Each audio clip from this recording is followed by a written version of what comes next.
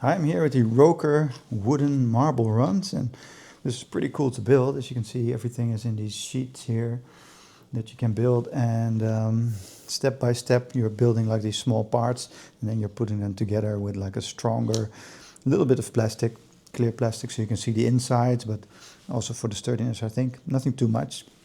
It's mostly wood here, so very nice. It is quite fidgety, so I mean, look at this little screwdriver. It's just too cute, but for those with larger hands, I think it would be a little bit tough to put that together. But the tip here and the things are still magnetic, so it's easy enough to put those in. And well, I tried to do this with my son, and he likes to gather everything, that sort of thing. He's now 7, almost 8, but it's a little bit too difficult for him to do by himself.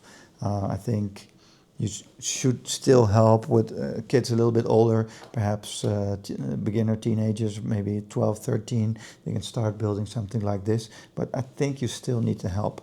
And also, some mentioned this, and I had this as well, that the parts are so fidgety and small that I broke this one on 2 places. So be sure to have a little glue handy when you're building this.